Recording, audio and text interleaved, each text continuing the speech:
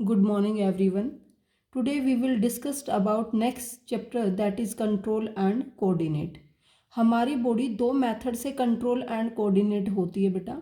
एक तो nervous system से कंट्रोल एंड कोऑर्डिनेट होती है एंड नेक्स्ट है हार्मोनल सिस्टम।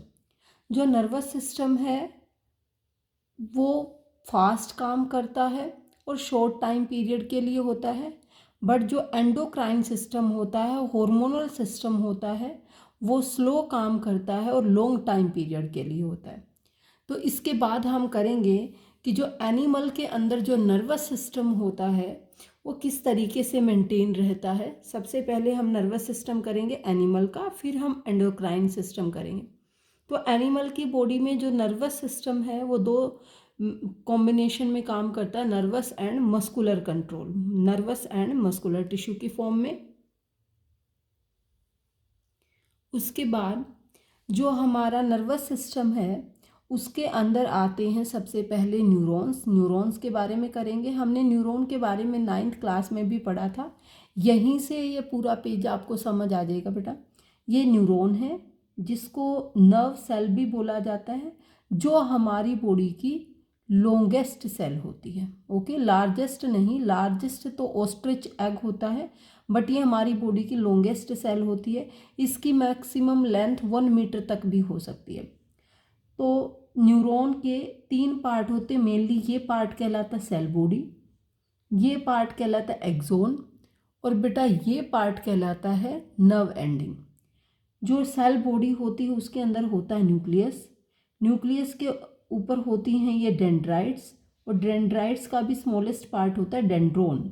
ओके, उसके बाद सेल बॉडी के बाद आता है एक्सोन।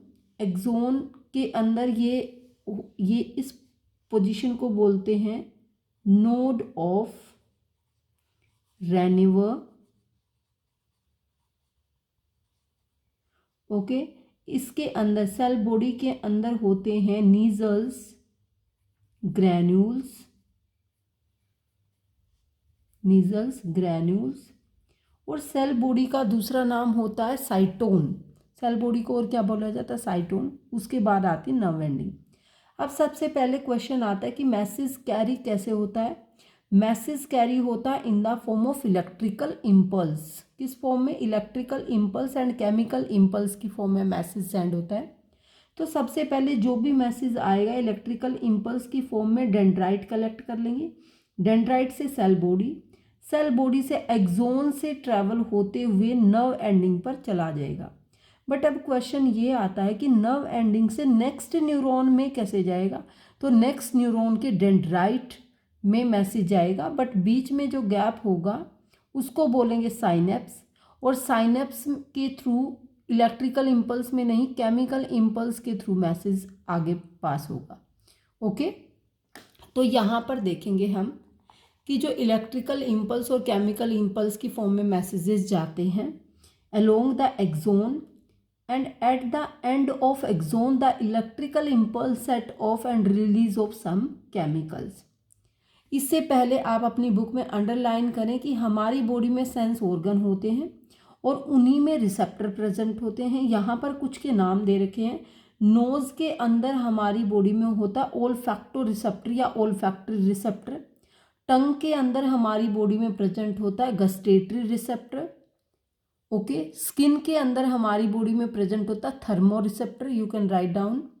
ओके, और आईज में हमारी बॉडी में होता है फोटो रिसेप्टर, और ईयर में हमारी बॉडी में प्रेजेंट होता है फोनो receptor.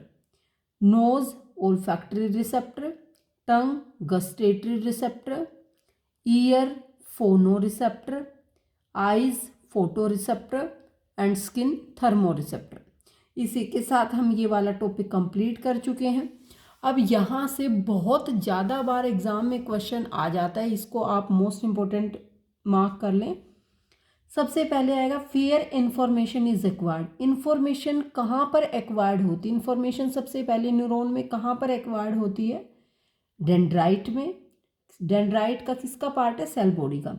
Through which information travel is as an electrical impulse. किस पार्ट में से इंफॉर्मेशन ट्रैवल करती है? एक्सोन में से इंफॉर्मेशन ट्रैवल करती है। एंड थर्ड है where these impulse can be converted into chemical signals for onward transmission. तो यहाँ पर आप एक्सप्लेन करेंगे साइनेप्स को। ओके, उसके बाद आप करेंगे what happen in reflex action, की रिफ्लेक्स एक्शन होता क्या है। सबसे पहले हमें पता होना चाहिए कि रिफ्लेक्स एक्शन होता क्या है। तो रिफ्लेक्स एक्शन में क्या करेंगे बेटा, रिफ्लेक्स एक्शन आर सडन, ये सडन एक्शंस होते हैं, ऑटोमेटिक एक्शन होते हैं, इनवॉलेंट्री होते हैं, अनकॉन्शियसली होते हैं, फास्ट रिस्पॉन्स देते हैं to a stimulus that help protect them the body from the harm. ये रिफ्लेक्स एक्शन तब होते हैं जब हमारी बॉडी में कुछ सडन एक्शन होना होता है, कुछ हार्म होता है, हमारी बॉडी को हार्म से प्रोटेक्ट करने के लिए, किसी कंडीशन से प्रोटेक्ट करने के लिए, हीट से, ऐसे इंजरी से प्रोटेक्ट करने के लिए। तो ये एक्शन फास्ट होते हैं, सडन होते हैं, ऑटोमेटिकली होते हैं, इनवॉलेंट्री होते हैं, अनकॉन्शियसली होते हैं। तो इन्हीं एक्शंस को हम क्या बोलते हैं, रिफ्लेक्स एक्शन। उसके बाद हमें पता होना चाहिए कि रिफ्लेक्स आर्क क्या होती है। हाँ जी बेटा, रिफ्लेक्स आर्क में देखो, अगर ये यहाँ पर शो कर रहा है कि हमारे हाथ में पेन हुआ है, हीट लगी है, तो हमारे जो स्किन के जो रिसेप्टर थे, स्किन के अंदर कौन से रिसेप्टर होते हैं, थर्मो रिसेप्टर। जो स्किन के अंदर रिसेप्टर प्रेजेंट थे, उन्होंने सिग्नल्स को, उन्होंने स्टिमुलस को रिसीव किया। फिर हमारे ब्रेन तक कौन से न्यूरॉन हैं जो कि मैसेज को लेके जाते हैं, हमारे ब्रेन से, हमारे रिसेप्टर से ब्रेन तक कौन से न्यूरॉन मैसेज लेके जाते हैं, सेंसरी न्यूरॉन। हमारे ब्रेन के अंदर कह लो, स्पाइनल कोड के अंदर कह लो, सेंट्रल नर्वस सिस्टम के अंदर कह लो, कहीं भी बोलो कि बीच में कौन सा न्यूरॉन होता है, रिले न्यूरॉन। सेंसरी न्यूरॉन से मैसेज कहाँ जाएगा, रिले न्यूरॉन में। अब रिले न्यूरॉन को कैसे समझना है, ये बीच में काम करता है, एक रिले रेस होती है बेटा, उसमें हम एक बैटन को एक्सचेंज करते हैं। तो यहाँ से मैसेज जाएगा, रिले न्यूरॉन लेगा, फिर वो रिले न्यूरॉन एक्शन करके किसको दे देगा मैसेजेस को, मोटर न्यूरॉन से। और मोटर न्यूरॉन से वापस यहाँ तक मैसेज नहीं आएगा, सिर्फ यहीं पर रह जाएगा, क्योंकि आप हाथ को यहाँ से हटाओगे, क्योंकि यहाँ पर हमारी कौन सी मसल्स प्रेजेंट होती हैं, इफेक्टर मसल्स। तो मोटर न्यूरॉन मैसेज को वापस लाएगा, सेंसरी न्यूरॉन मैसेज को लेके जाएगा, और रिले न्यूरॉन बीच में काम करेगा। ये हमारी क्या कंप्लीट होती है, रिफ्लेक्स आर्क। इसके बाद बेटा हमारा नेक्स्ट टॉपिक स्टार्ट होता है ह्यूमन ब्रेन। ह्यूमन ब्रेन और स्पाइनल कोड। अब क्वेश्चन ये आता है कि जो हमारे रिफ्लेक्स सेक्शन है उनको कौन हैंडल करता था, स्पाइनल कोड भी हैंडल करता था, बट कुछ ना कुछ रोल ब्रेन का भी रहता है, मेनली स्पाइनल कोड का ही रहता है। तो सबसे पहले हमें पता होना चाहिए कि जो सेंट्रल नर्वस सिस्टम है उसके दो पार्ट होते हैं, एक तो ब्रेन और दूसरा स्पाइनल कोड। तो वो कहता है कि हमारी बॉडी में ओनली स्पाइनल कोड का ही रोल प्ले नहीं है, बहुत सारा थिंकिंग प्रोसेस भी हमारी बॉडी में चलता रहता है। Writing, talking, moving a chair, clapping at the end of program are example of voluntary action. ये सभी एक्शन हम अपनी इच्छा से करते हैं, अपनी अकॉर्डिंग टू आर विल करते हैं, इसलिए इन एक्शंस को कौन से एक्शन बोला जाता है, वॉलंटरी एक्शंस। तो ये राइटिंग, टॉकिंग, ये सब वॉलंटरी एक्शंस हैं। तो इनको करने के लिए हमें थिंकिंग की ज़रूरत होती है, ठीक है। तो वो थिंकिंग एरिया कौन सा पार्ट कहलाता है, ब्रेन का फोर ब्रेन कहलाता है बेटा। कौन सा पार्ट कहलाता है, फोर ब्रेन कहलाता है। The communication between the central nervous system and other parts of the body is facilitated by the peripheral nervous system. अकेला हमारी बॉडी में सेंट्रल नर्वस सिस्टम ही काम नहीं करता, साथ में पीएनएस भी काम करता है, PNS, peripheral nervous system. Peripheral nervous system में दो तरीके की नर्व होती हैं, दो टाइप की नर्व होती है, cranial nerve and spinal nerve. जो क्रेनियल नर्व होती हैं बेटा वो कहाँ से अराइज करती है, ब्रेन से अराइज करती हैं। और जो स्पाइनल नर्व होती है वो कहाँ से अराइज करती हैं, स्पाइनल कोड से अराइज करते हैं। स्पाइनल नर्व का नंबर 31 होता है जो कि स्पाइनल कोड से अराइज करते हैं, और क्रेनियल नर्व का नंबर 12 होता है। क्रेनियल नर्व नंबर में कितनी होती हैं, 12, और स्पाइनल नर्व नंबर में कितनी होती है, 31 पेयर। ये 12 पेयर्स होते हैं और ये 31 पेयर्स होते हैं। अब वो आप आगे आपको एक्सप्लेन करना चाहता है कि उसने कितने टाइप्स के ब्रेन के बारे में बताया, 3 टाइप्स के ब्रेन के बारे में बताया है, fore brain, mid brain and hind brain.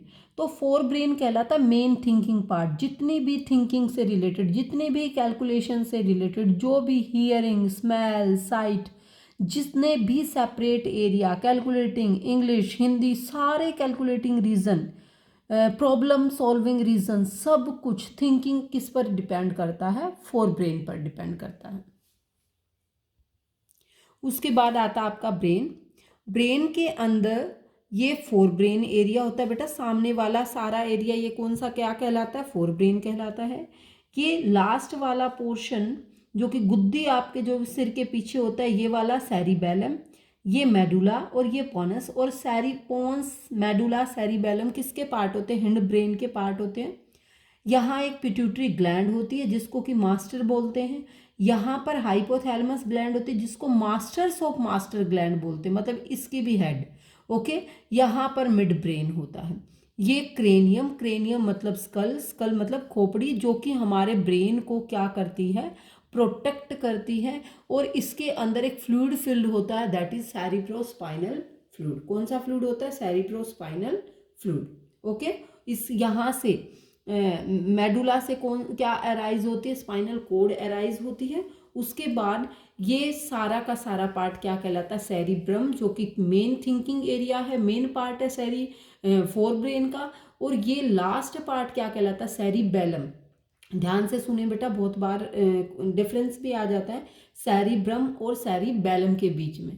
Okay, तो ये सेरिबेलम बॉडी के पोस्चर एंड बैलेंस को मेंटेन करता है, और सेरिब्रम मेंटेन करता है thinking area, calculating area, learning area, hunger area. ये सारे जो भी आप साइट से लेकर मतलब थिंकिंग, पूरा थिंकिंग प्रोसेस किस पर डिपेंड है, सेरिब्रम पर। सेरिब्रम किसका पार्ट है, फोर ब्रेन का।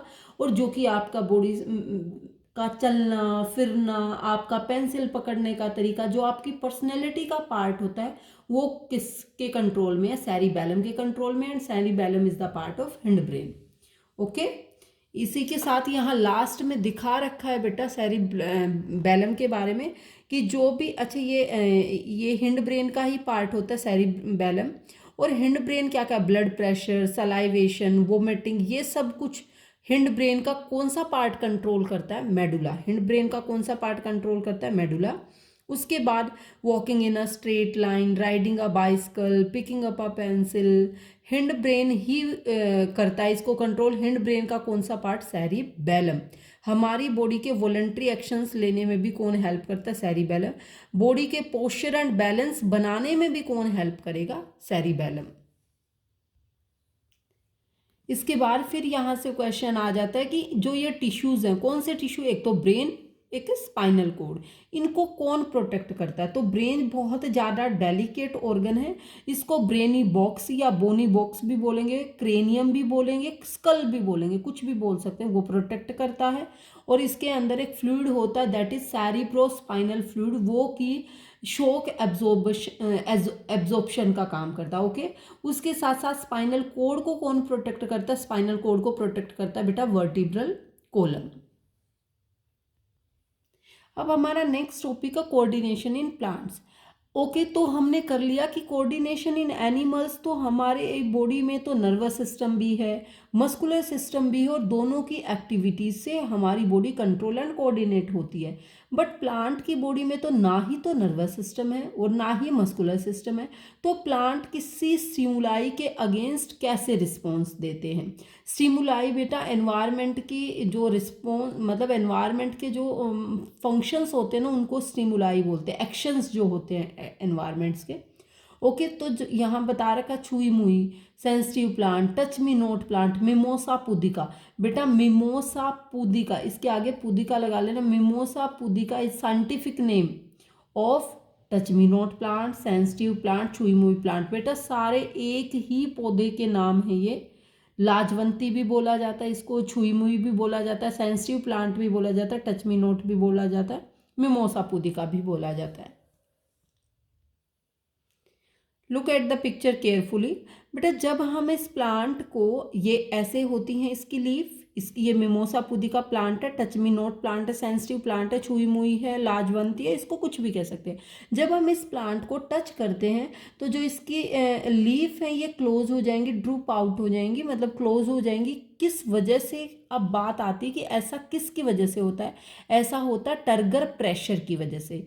जो वाटर का अमाउंट है, जैसे ही हमने इसको टच किया यहाँ से, तो इसके अंदर जो यहाँ पर इन लीफ के अंदर बहुत सारा पानी था, वाटर प्रेशर था, वो नीचे डाउन चला गया रूट की तरफ। और जितनी ज़्यादा देर तक टच करे रखेंगे उतना ही ज़्यादा पानी, उतनी ज़्यादा लीव्स क्लोज होती जाएंगी, और जैसे ही हम अपने हाथ को हटाएंगे तो ये लीफ ओपन होना शुरू हो जाएंगे, क्योंकि हाँ ये यहाँ से पानी वापस आना शुरू हो जाएगा। इसी के साथ आप देखेंगे कि जो मूवमेंट होती हैं प्लांट्स के अंदर वो दो तरीके की होती हैं, growth dependent movement, growth independent movement. जो ग्रोथ डिपेंडेंट मूवमेंट होती हैं बेटा वो होती हैं ट्रॉपिक मूवमेंट, और जो ग्रोथ इंडिपेंडेंट होती है वो होती है नास्टिक मूवमेंट। अब जो ये मैंने सेंसिटिव प्लांट का एग्जाम्पल आपको दिया, ये कौन से मूवमेंट्स का एग्जाम्पल है? ग्रोथ इंडिपेंडेंट मूवमेंट का। किसका एग्जाम्पल है? ग्रोथ इंडिपेंडेंट मूवमेंट का। तो growth independent movement nastic movement बोलते हैं, जिसमें सनफ्लावर एग्जाम्पल होता है, सेंसिटिव प्लांट एग्जाम्पल होता है। ग्रोथ डिपेंडेंट मूवमेंट के अंदर अलग अलग टाइप होते हैं। ग्रोथ इंडिपेंडेंट मूवमेंट में आएगा ग्रोथ डिपेंडेंट मूवमेंट मतलब ट्रॉपिक मूवमेंट, जो कि क्या क्या आएगा? Phototropism, geotropism, chemotropism, thigmotropism, hydrotropism. इसी के साथ अब हम करेंगे मूवमेंट ड्यू टू ग्रोथ, मतलब ग्रोथ डिपेंडेंट मूवमेंट। कौन से मूवमेंट करेंगे बेटा? Growth dependent movement. तो वो यहाँ पर ये बोल रहा है कि ग्रोथ डिपेंडेंट मूवमेंट मतलब क्या बोलेंगे? Tropic movement. क्या बोलेंगे बेटा? Tropic movement. अब ट्रॉपिक मूवमेंट में हम क्या करेंगे कि जो क्लाइंबर्स हैं वो क्लाइंब अप कर जाते हैं, किस वजह से? बेटा ये स्पेलिंग गलत होगी, एच नहीं आएगा ट्रॉपिक में, ओके। तो जो क्लाइंबर्स हैं, क्लाइंबर मतलब जो ये टेंड्रिल्स हैं, जो ये बेल वगैरह हैं, ये ऐसे किसी स्पोर्ट पर रैप कर लेती है अपने आप को। तो ये बोल रहा है when they come in contact with any support the part of tendril in contact with the object does not grow rapidly as the part of tendril away from the object.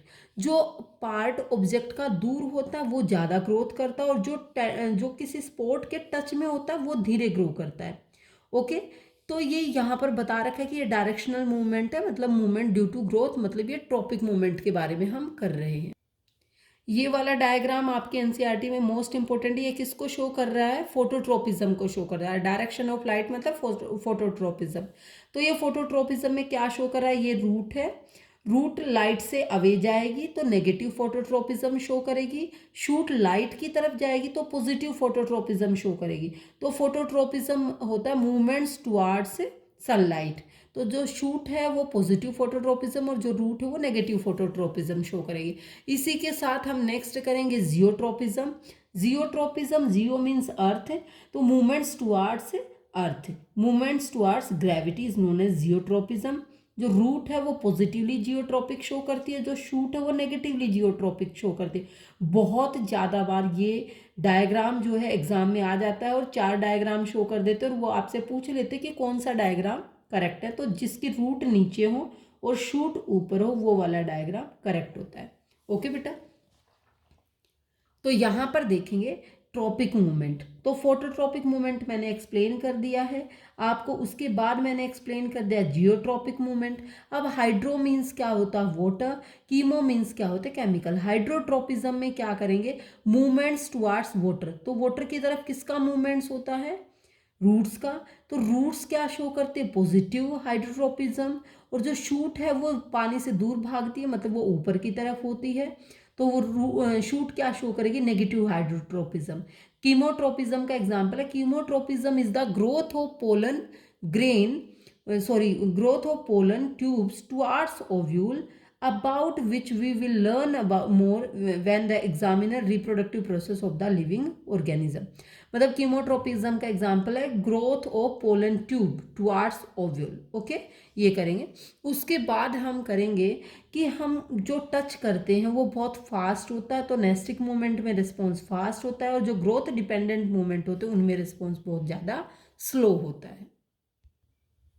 उसके बाद हमारा नेक्स्ट टॉपिक है कि plants के अंदर और क्या ऐसा होता है? नेस्टिक मूवमेंट हो गए, ट्रॉपिक मूवमेंट्स हो गए, बट और प्लांट्स के अंदर क्या होता है जो कि उसको कंट्रोल एंड कोऑर्डिनेशन करने का काम करता है? तो प्लांट्स के अंदर और होता है बेटा हॉर्मोन्स, ठीक है। ऑक्सिन एक हार्मोन है जो कि ग्रोथ को रेगुलेट करता है। शूट टिप को, रूट टिप को लॉन्गर बनाने में ऑक्सिन हेल्प करेगा। यहाँ से ऑक्सिन मोस्ट इंपॉर्टेंट हार्मोन, और बहुत ज़्यादा बार क्वेश्चन आता है कि जो ऑक्सिन है, मान लो मतलब कोई जैसे ये पेंसिल है, इसका जो हिस्सा सनलाइट की तरफ रहेगा ऑक्सिन वहाँ डिफ्यूज ना होके जो पार्ट इसका शेडी साइड होगा ना, जो छांव की तरफ होगा, ऑक्सिन वहाँ पर डिफ्यूज हो जाएगा और वहीं पर ग्रोथ को क्या करेगा, स्टिमुलेट करेगा। ओके, दोबारा से फिर मैं बता देती हूँ, most important question. Auxin plants के अंदर एक हार्मोन होता है जो कि शूट टिप और रूट टिप को ग्रो कराता है, तो ग्रो लोंगर कराने में कौन सा हेल्प करता है, auxin. Well light is coming from one side of the plant, auxin diffuses towards the shady side of the shoot. तो ये जिस साइड से सनलाइट पड़ेगी उससे अपोजिट साइड में ऑक्सिन जाके जो है डिफ्यूज हो जाएगा और ऑक्सिन स्टिमुलेट करेगा सेल को ग्रो लोंगर होने में, शूट की, रूट को भी। ओके, इसलिए जो प्लांट हैं वो बैंड्स टुवर्ड्स लाइट, लाइट की तरफ बैंड हो जाते हैं। उसके बाद दूसरा हार्मोन है जिब्रेलिन, जो कि ये भी ऑक्सिन की तरह ही फंक्शन करता है, स्टेम की ग्रोथ कराता है।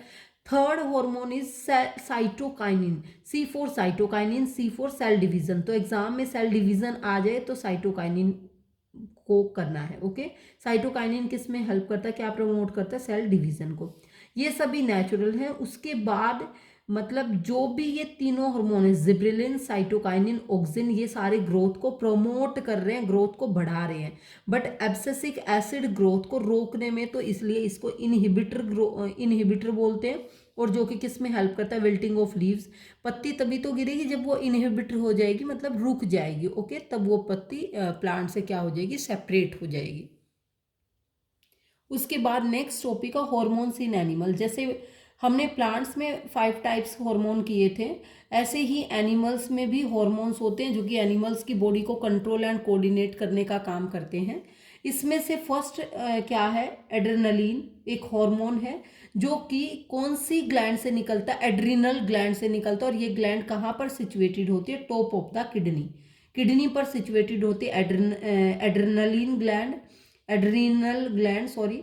और हार्मोन निकलता है एड्रेनलिन। एड्रेनलिन क्या करता है, ब्लड में जाता है और हार्ट बीट को बढ़ाने का, फास्ट करने का काम करता है, ज़्यादा सप्लाई देता है मसल्स को।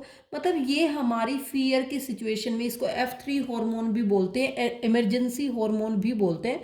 ये हमारे फियर की सिचुएशन में निकलता है, फ्लाइट, फ्राइट, फाइट।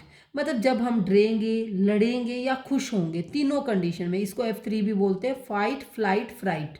ओके, तीनों कंडीशन में निकलता है। इमरजेंसी, मान लो कुछ भी आपके सामने ऐसा हो रहा है कि जो कि आप देख के बहुत ज़्यादा डर जाएंगे, तो कौन सा हार्मोन निकलेगा, एड्रेनलिन हार्मोन सिचुएशन को क्या करेगा, कंट्रोल करेगा। ओके, उसके बाद आप बिल्कुल एंडोक्राइन सिस्टम को बिल्कुल डिटेल में करेंगे। एंडोक्राइन सिस्टम को यहाँ पर देखेंगे, हाइपोथैलेमस, पाइनल ग्लैंड है, सेम फीमेल में होती हैं। हाइपोथैलेमस ग्लैंड है, ब्रेन में पाइनल ग्लैंड होती है, पिट्यूटरी ग्लैंड होती है, हाइपोथैलेमस। हाइपोथैलेमस को मास्टर्स ऑफ मास्टर ग्लैंड बोला जाता है, पिट्यूटरी को मास्टर ग्लैंड बोला जाता है। उसके बाद नेक रीजन में 3 ग्लैंड है, thyroid gland, parathyroid gland, thymus gland. कौन कौन से, ब्रेन में 3 है, pineal gland, pituitary gland, hypothalamus gland. Neck region में भी 3 है, thyroid gland, parathyroid gland, thymus gland. उसके बाद आता है एब्डोमिनल कैविटी। एब्डोमिनल कैविटी में एक लीफ लाइक स्ट्रक्चर होता है जिसको पैनक्रियास बोलते हैं, पैनक्रियाटिक ग्लैंड। उसके बाद जो किडनी के ऊपर सिचुएटेड होती है, एड्रिनल ग्लैंड कहलाती है। उसके बाद सिर्फ एक ऐसी ग्लैंड जो कि मेल और फीमेल में अलग होती है, मेल की बॉडी में टेस्टिस होती है और फीमेल की बॉडी में ओवरीज होती है। ओके, फीमेल की बॉडी में ओवरी होती है और मेल की बॉडी में टेस्टिस होती है। अब बात आती है कि पेयर में कौन कौन प्रेजेंट होता है। टेस्टिस भी नंबर में कितनी होती हैं, 2 होती है। और ओवरी भी नंबर में कितनी होती हैं, 2 होती हैं। उसके बाद एड्रिनल ग्लैंड जो होती है वो नंबर में 2 होती है, मतलब पेयर की फॉर्म में होती है। पैनक्रियाज सिंगल होती है, थाइमस भी सिंगल होती है, पैराथायराइड पेयर की फॉर्म में होती है, थायराइड ग्लैंड सिंगल होती है। Okay, pituitary, pineal, hypothalamus single होती है। ओके, अब यहाँ नेक्स्ट देखिएगा कि हमारी बॉडी की ग्रोथ को कंट्रोल करने में आयोडाइज्ड सॉल्ट हमें लेना चाहिए। आता है कि कैसे हेल्प करता है, आयोडाइज्ड या एनरिच विद आयोडीन, ऐसा सॉल्ट हमें खाना चाहिए। क्यों, आयोडीन जो है वो थायराइड ग्लैंड के लिए, थायराइड ग्लैंड अभी अभी बताया था नेक रीजन में प्रेजेंट होते हैं, आयोडीन थायराइड ग्लैंड के लिए जरूरी है, जो थायराइड ग्लैंड क्या बनाएगा, थायरोक्सिन हार्मोन बनाएगा। और थायरोक्सिन हार्मोन किसकी मेटाबॉलिज्म में हेल्प करता है, हमारी बॉडी के कार्बोहाइड्रेट की, प्रोटीन की और फैट की मेटाबॉलिज्म में हार्मोन हेल्प करता है। सॉरी, कौन सा हार्मोन, थायरोक्सिन हार्मोन।